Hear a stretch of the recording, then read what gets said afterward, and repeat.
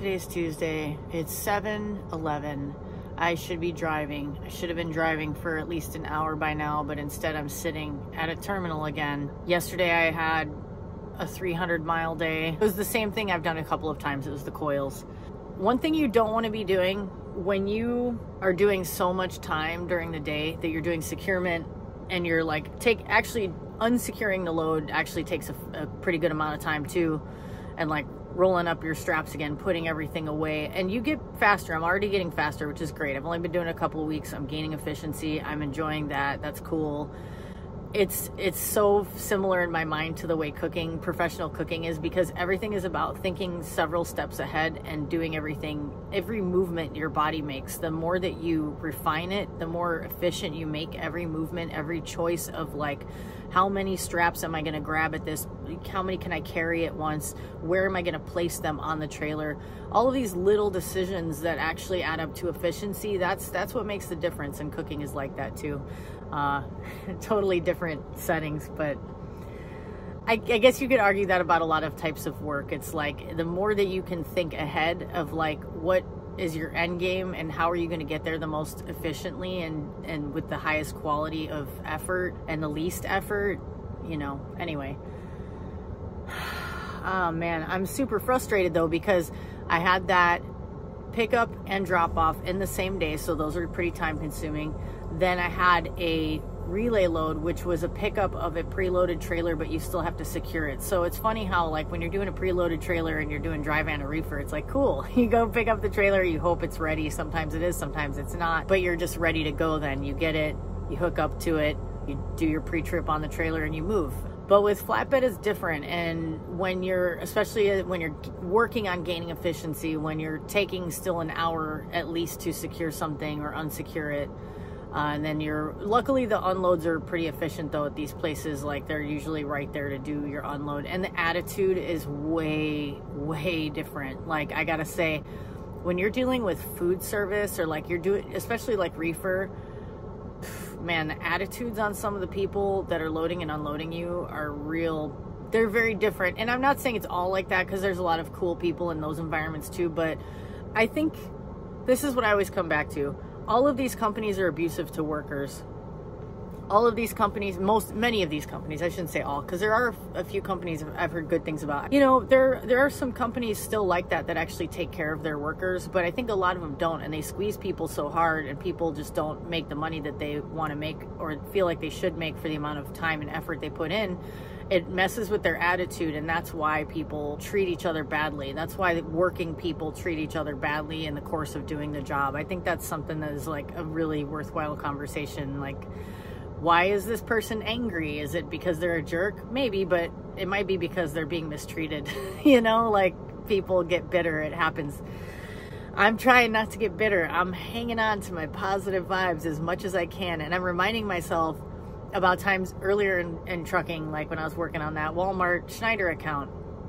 I was so pissed all the time because I wasn't getting enough miles, and I was like not making money at all, but I felt like every day was like a 14-hour, 13-hour day at least, but I was barely getting any money for it. It was a bad structure, bad setup. And I look back now and I'm like, you can laugh at it because it's smaller in hindsight. So I'm trying to remind myself, this will be smaller in hindsight. Don't make it huge. Don't make it a big monster. But I'm just like, this shit is unsustainable, man. I took this leap to come over and do something challenging, which I'm enjoying. Although yesterday, I think I sprained my finger. It's like, I don't know if you could see it, but this joint is pretty swollen. If you see the difference from one finger to the other, you can kind of tell. I did that on the air brakes, though. I could have done that any time. I'll tell you about that at another point. So stupid.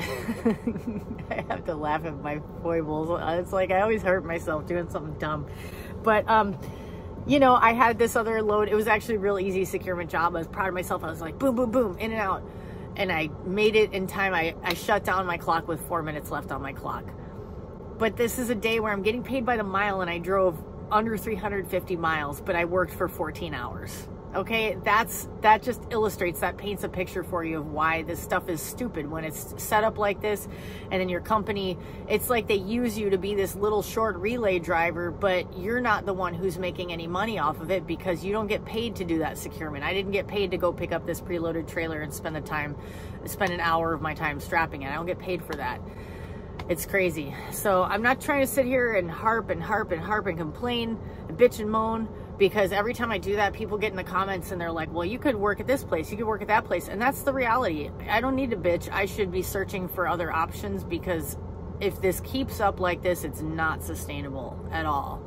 And I think some of the better paying options are going to be outside of flatbed. And I really want to keep doing what I'm doing. I don't want to do regular flatbed though with tarping. I do not. I'm already on the mindset of like, Conestoga and Curtainside are perfectly fine for me. I feel like at this stage of my life, and for what I want for my future, I have to be really mindful of how I use my body and like wear and tear. And like, I'm not 25 and I'm totally at peace with like certain realities. I don't need to be a beast.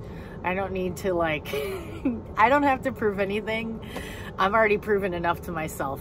So anyway, this is getting to be long enough bitch and moan sesh. But I wish I was driving right now. It's now 7:20 and I'm sitting here. I'm about to drink my coffee and eat my breakfast and sit here and try not to stew too hard. Man, get me moving. Get me moving, please. Well, hello. It's later in the same day. Things are not much better. I feel so hesitant to make these videos because it's just me sitting and talking and sounding negative, and that's not, to me, you know, what I want to be putting on video. I want to be showing, like, to me, what is interesting about trucking, like the types of actual work that I'm doing, like securing the load or doing this and that. I actually had a pretty good opportunity to get some video earlier today, but I just didn't, and it's partly because I just have this undercurrent of anxiety, and my emotions are like rising because I think I just made a bad decision, and I'm trying not to beat myself up about it, because, you know, my intentions are good, and I think it's not like I just jump into decisions without thinking them through at all. Ooh, I'm watching a guy who's pulling out of the truck stop with one set of headlights out, and he must not be aware of that. That's not good, especially as the sun is going down. You know, I went back to a company that I had left before, and I was really frustrated with this company before, and I didn't picture myself coming back, but I also knew I was leaving the door open. I always try to leave on good terms whenever I leave somewhere, and I was going into a place that was pretty unknown, and there were some good things about that, the other place I went to, but overall it just wasn't really the right, I mean, you guys know, if you've seen my videos, you know the reasons why I didn't stay there, but a lot of it was that I felt like for what I was doing, I could have been getting better pay for sure, which I think is true. And also I like the fact that this company is larger and better organized and has really great systems in place. There's some very good things about this company, but the bottom line is, if I'm not driving, I am not able to make a living, and therefore I'm not able to pay my bills. I'm partly beating myself up because I just signed a lease. Like, I literally just signed a lease, and I did so on the premise that I was going to make roughly X amount of money, and I intentionally told myself, well, the recruiter says it's going to be this much, it's going to be a couple to a few $100s less than that per week, what they tell you the average is, especially as you're starting off and you are slow to do things like securement. Well, one thing that's crazy, and this is kind of a side note and like something I probably harp on more than I should, but the idea in trucking in so many places, and most places, that on-duty time is unpaid. When you look at how much time you're spending on duty and it's totally unpaid, and it's like 4 hours, 5 hours, you know, it makes you go, wow, this is crazy to be doing so much unpaid time, unpaid labor. And I guess the state of California is one that has taken the lead in like mandating that trucking companies can no longer get away with making employees basically do work while not being paid for it. It's like, if you're on duty, you have to get paid. And then Schneider added that in the last year, where on-duty time is paid. And granted, it's a very small amount. What is it, like $10 or $15 an hour or something like that? So it's practically nothing when you take out the taxes, but it's like, it makes it so they can comply. Anyway, I just don't know what's going to happen, but I don't think I'm going to be able to stay, because I am sitting again. So they finally gave me an assignment today. It was this pickup that was only 40 miles away from the terminal that I was at, and it's only delivering 179 miles away, and it's delivering tomorrow. So for today and tomorrow, that's my total driving. And when I looked at the average of my last week of driving, my average miles are somewhere around maybe 200 a day max, under 200 a day pretty much, and I'm not exaggerating. And it's like, what the fuck? What am I doing? Why am I'm just so mad at myself. Like, I had it didn't even dawn on me that they would hire me and have me go through training and then just have me sit. And I know the freight market is not great right now, but it's still kind of a shock to go through so much to start a new job, to go through moving out of one truck and, you know, changing your whole life around and going to a different place and going through 2 weeks of training, and then to just have no work. It's like, you want to work, you're so ready to work, you're motivated, you're driven, you've been pushing yourself, and you know, learn these new things, and then they're just gonna let you rot. And so the thing that's also a killer is this load is going into Minnesota again. And you guys might remember a couple of weeks ago I made a video where they sent me to Minnesota, and I believe it was the same receiver. I'm pretty sure it is, if I'm remembering correctly. And I sat for a day and a half. There's a good chance I'm going to sit for a couple of days again, because they told me it was really hard to get out of Minnesota. You might stay for days. You might just sit in a truck stop for days in Minnesota. So I'm going to have to take that time to look at other jobs. And I really, really want to stay in flatbed, and I really don't want to tarp, because I just don't think it's realistic for me to do that with just myself physically, my timing, all of that. I think it makes a lot more sense for me to be on a Conestoga or a curtain side. It's kind of a perfect hybrid for me, but I don't know that I'm going to be able to find something like that. And I think I'm going to be stuck going back to dry van or reefer. And I absolutely dread the idea of feeling the way I was feeling, because now I can't tell you how much better I feel. I'm sore in a good way for the most part, except I jammed my finger. Okay, I'm gonna tell you guys, let's laugh at my silliness again. I have a compulsive habit that I developed in the winter of not setting my trailer brakes. And I'm sure other truckers have this, especially if you live in like regions where things get frozen. And now that I'm not in the winter, I still do it constantly, where I only set the tractor brake and I don't set the trailer brake. So what you do is you pull out the yellow knob, which is your tractor brake, while holding in the red brake with your thumb or whatever. Well, I was doing that for a while, and then I sort of jammed my thumb in a funny way. So I started doing it where I would do it with this hand, where I'd hold the red knob in with this hand, the trailer brakes in with this hand, while I pull the tractor brakes. Well, yesterday or whenever it was, I had my hand in a funny way and I jammed my finger. I'm like, you're doing something there's no cool reason why I hurt myself.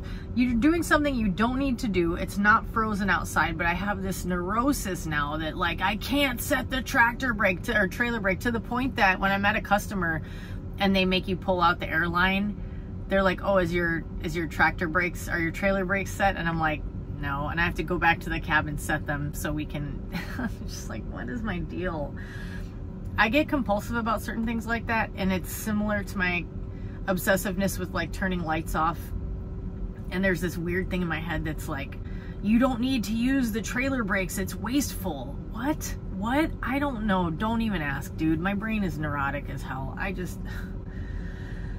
So yeah, I jammed my finger. That's funny. Hitting my head, jamming my finger on, of all things, the freaking handle of the brakes. Like, I don't know. I'm just really down right now. I'm really trying hard. I've been trying hard to stay positive, and I'm just like, every time I try to like get my hopes up about something, and I think I'm making this move and I'm like doing something challenging and it's awesome, I just end up feeling like a fool. And that's how I feel right now. I feel stupid. So I don't know what's going to happen, but it looks like there's a really good chance. I called the customer to see if I could deliver this load today. I thought, well, let me start the sitting process earlier. They said no, it was an appointment time. So I'm gonna get there tomorrow, and at least I won't have to wait until too late to start my day. But at least I know that there's a truck stop near there that I don't mind staying at, because I stayed there last time. It was at nice Newer Loves, and I'll be able to be in a place that I feel relatively comfortable for however long they're gonna let me rot. And in the meantime, while I'm there, I'm gonna just do some job searching, maybe call some recruiters who are probably gonna lie to me also, because that's what they do. But I'm sorry to be a negative Nancy, but I think keeping your hope up gets tiring. It starts to get you down because you feel like I'm putting this effort into staying positive and hopeful, and where is it getting me? I just feel like an asshole every time. Like, you dumb shit. Yeah, so anyway, that's all I got. Are you guys getting bored of this in the seat, not doing much kind of shot? Yeah, me too. Because I am sitting for another day. I knew this was going to happen. I figured, which I think I talked about in the last clip. And I'm sorry this video isn't that interesting. It's just going to be another vlog of, you know, talking about what's going on, what's not going well, and what's unfortunately going to have to result from it. Because here I am again, sitting at the same truck stop that I recorded at, I think it was 2 weeks ago, sitting all day. I had this delivery this morning, and I did the drive, most of the drive yesterday. I left the last like 90 minutes for this morning, at least so I would have something, you know. It's like, part of it is, it's not just that I'm not able to make a living doing this, it's also that like it's very frustrating to want to work and have the energy and motivation and to just have to sit, you know. So when it's that kind of situation where I have a super short run, I try to break it up so at least I have a little drive time each day. So I left myself part of the drive. I stopped about an hour and a half out from the delivery, and then I still was able to get to the delivery at a good time to unsecure the load. That's one of the things that I've had to adapt to with doing flatbed, is making sure that I set myself up so that I arrive early enough to give myself a good amount of time to undo all my straps. I really prefer to have, if it's a possible thing where you are in a lot and there's other drivers ahead of you, and like while the other driver's getting unloaded, to undo the curtains, which takes some time. Pulling them back and forth is cumbersome and takes time, especially because the trailers I've had are kind of crappy and they don't open and close very easily. They get caught a lot and they just, it's not fun. So that takes time. And then actually taking all the straps off and winding them back up, even now that I have a strap winder, which is great, highly recommend that. It still takes a while. And I like to have everything undone, have all my straps and edge protectors and whatever put away, so that when they're done unloading me, I can just close up the curtains and be done. So I was able to do that this morning because I got there early enough. It was actually pretty busy, and the last time I had been at that customer, it was like I was the only person. So, and it was a tight back to get out of, and you have to pull in face first, which is, when you get more comfortable with backing and you get used to it, you prefer backing in wherever you can, because you're always going to have a much easier time leaving when you're going nose first out of a place. And this is the kind of place where you have to pull in nose first into a dark building, and you pull all the way in the building, and they actually have 2 trucks pull in the building next to each other. And all of the stuff that was getting unloaded there, like I had a lumber load, other people were delivering metal, like all different sizes and types of metal tubing. And then I saw this huge, what I thought was, I couldn't tell if it was a hot tub or if it was one of those, I can't remember what they're called exactly, but it's a thing where you can kind of swim laps in one place. Side note, I used to work out at a gym that had one of those, and I could not figure out how to make it work. So it's like, if I tried to swim, I just like swim into the wall. I'm not that smart, apparently. I prefer swimming laps in a big lap pool. And that's one of those things I daydream about. Like if I won the lottery, one of the only like big stupid splurges is I would have like a 2-lane but Olympic length pool so I could just swim laps every day. I love swimming laps. Anyway, distracted much? Yeah. So, see, I'm keeping a smile on my face because that's all you can do. I'm really trying. I've been having some down moments. I've been kind of like beating myself up because it's hard for me not to be like, why are you so stupid? You went back to this company that sucked before and you thought it was going to be different. Well, I did. I thought it was going to be very different working on a different type of trucking. I thought that going back after having left, and I was on good terms with them. Like I found out from the company I went to that they said, you know, that company loves you. They would definitely take you back in a heartbeat. And that felt really good to know that, you know, I left a place and they were more than happy to have me come back if I wanted to. That's always a good thing. But you'd think that, I guess my logical mind being naive, I don't know, that I think, okay, well, I left a company and I was gone for a while and then I went back, and you'd think they would say, okay, let's make sure to keep this driver this time because the driver's a solid driver, they have a good record, still have a good record, and they wanted to come back, so let's, you know, keep them. I did that delivery this morning, and what I was just going to share is I was kind of reflecting on how when you have to back out of there, so you're backing from a dark place out into the light, and there's cars to the left side of you that are parked. There's an island to the right side that has some trees on it, and it's for a truck to back out, it's kind of narrow, and then you're backing in like a T-shaped area. So I'm backing here, and then there's this area here, and there's a truck parked over here, and there's another truck parked over here, and there's kind of some space in between for you to back toward. It's not the tightest thing ever, but it looks tighter, and it's tricky because of these other cars and stuff. I was laughing to myself as I got out of that after I had completed the back, thinking, man, I could never have done this like a year ago. You know, like it's just cool to see how when you're doing this type of work you get better at it. And so I'm partly saying that for anybody who's new.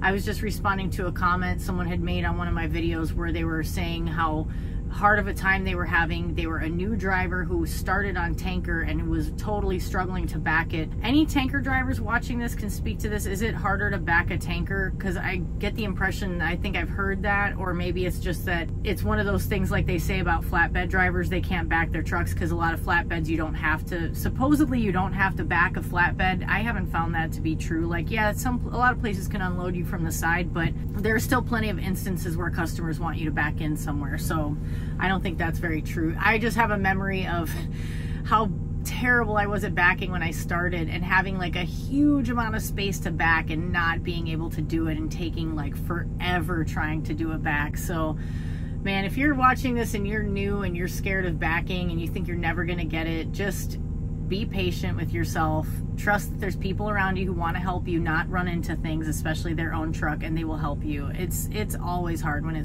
you start out, but it does get better. It totally gets better. It gets easier.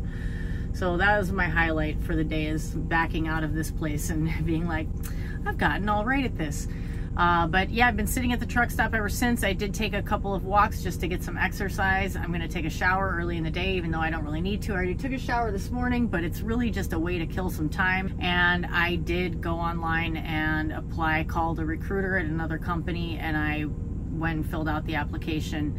And as much as I absolutely dread changing jobs after starting another job, after going through all this BS, the 2 weeks of training, the bad training, frankly, all the frustration, the moving trucks, I can't make a living sitting. And this is like the second time in a couple of weeks of sitting for a full day. I've had several half days already, and the layover pay is not enough to compensate for it. And the bottom line is, if you can't make a living, what's the point? So I have to look elsewhere. I have to. And I don't even want to think about it, but I'm just like, there's no other answer, because not paying my bills is not an option. It's never going to be an option. So I'm disappointed, and I'm trying not to beat myself up, because I went into a situation where I was given a set of expectations that turned out to be false. And I don't know why they would take on an employee that they can't give any work to and say, this is what you can expect to make as an average. And it turns out that your average is like half of that if you're lucky. It's ridiculous. So anyway, that's where I'm at today. I guess I'm going to take some time and edit a little video together, even though I just hate to throw you guys another boring video of me saying bummer stuff. But it's a vlog, it's an update, it's where I'm at, and shit, it's something to do because I'm bored, man. I'm going to show you one of my little favorite new snacks that I've gotten into lately.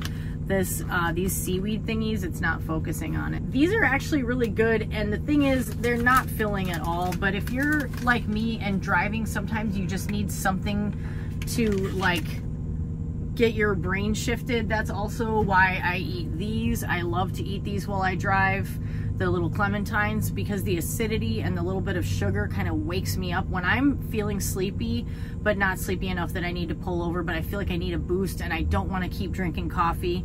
Maybe it's like 3 in the afternoon and it's like I need to go to bed by like 8:30 and I can't be drinking more coffee. These things are a real help because they just help give me, like, I feel instantly more alert when I eat them, and it's not like you're not gonna eat a whole bunch of sugar that's gonna make you feel crappy, make you crash, gonna make you gain weight or whatever. And then these seaweed snacks, they're like not very caloric, they're not filling at all, but they're tasty. They're really tasty and crunchy and earthy and satisfying. They are a little bit messy. You'll get little green, sorry, that's my coffee mug. It's empty. You'll get little green crumbs all over your lap, but it's a nice little thing that's actually really healthy and like not calorically dense if you just are like boredom snacking when you're driving, like a lot of us, I feel the need to do a lot of times. I recommend these. They're like $2 something a package at Target. That's where I got these. So anyway, I'm about to eat some of those because I'm bored. And yeah, thanks for following along with my saga, and I hope this video isn't boring. And let's just put it out there to the universe. Things are gonna get better. They have to. They have to get better. They have to.